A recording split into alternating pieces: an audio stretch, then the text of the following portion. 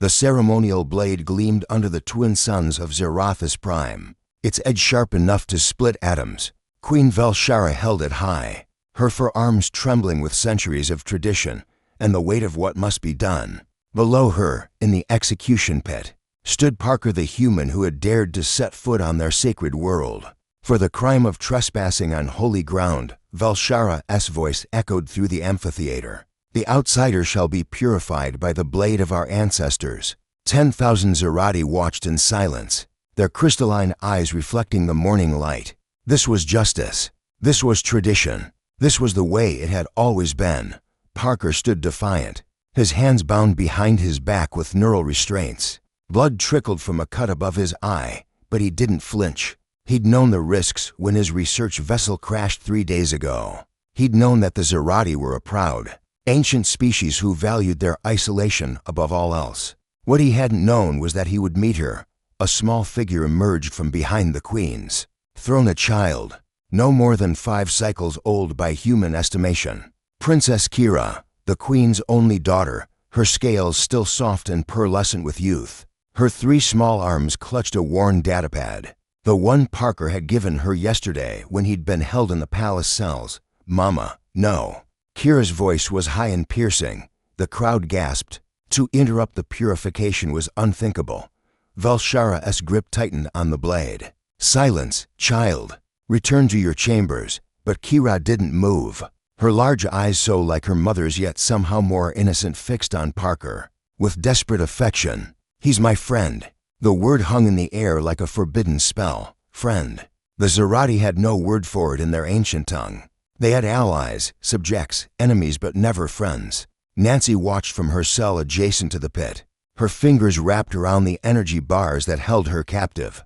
She'd been Parker's co-pilot, his research partner for 3 years. She'd seen him talk his way out of conflicts with the Krelthian warlords, negotiate mining rights with the silicon-based Vortons, even joke with the hive-mind chorus of Andromeda. But this was different. This was a civilization built on rigid hierarchy and ancient law. Parker. Nancy shouted, her voice cracking. I'm sorry. I should have been the one piloting. Nancy, don't. Parker called back, his voice steady despite everything. This isn't on you. Queen Velshara descended the steps slowly, each footfall deliberate. The blade remained raised.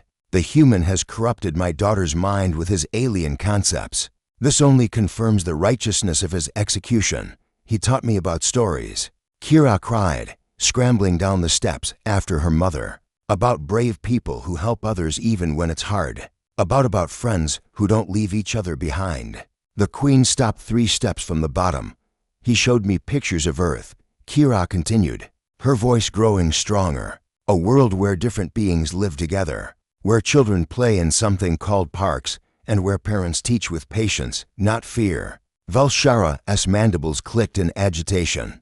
You know nothing of the universe, child. These humans are dangerous. They spread their ideologies like a plague, undermining everything we've built. What have we built? Mama. Kira's question was simple, innocent, devastating. We live alone. We trust no one. We kill anyone who comes too close. Is that strength or fear? The amphitheater remained deathly silent. Nancy could see guards shifting uncomfortably, could see members of the Royal Council exchanging uncertain glances. Parker spoke then, his voice carrying across the pit. Your Majesty, I didn't mean to trespass. My ship malfunctioned. But in the 3 days I've been here, your daughter showed me more kindness than I had any right to expect. She brought me water when the guards forgot. She asked me questions about the stars. She reminded me why I became an explorer in the first place. He paused, meeting the Queen's multifaceted gaze. Not to conquer, not to exploit, but to understand, to learn, to connect. Velshara's blade wavered for the first time in the ceremony's 1,000-year history. Humans are weak, she said, but her voice lacked conviction. You die so easily. You have no natural armor, no venom, no telepathy. What can you possibly offer the universe? Hope, Nancy said from her cell, surprising herself with the certainty in her voice. We offer hope, and the belief that different doesn't mean enemy. Kira broke free from her attendant's grasp and ran not to her mother, but to Parker. She wrapped her small arms around his leg, her scales gleaming with determination. "If you kill him, Mama, you'll have to kill the part of me that believes we can be better." The queen stood frozen, blade raised, daughter clinging to the condemned. Around them, the assembled Zerati waited for a decision that would ripple through their civilization for generations. Finally, Valshara lowered the blade.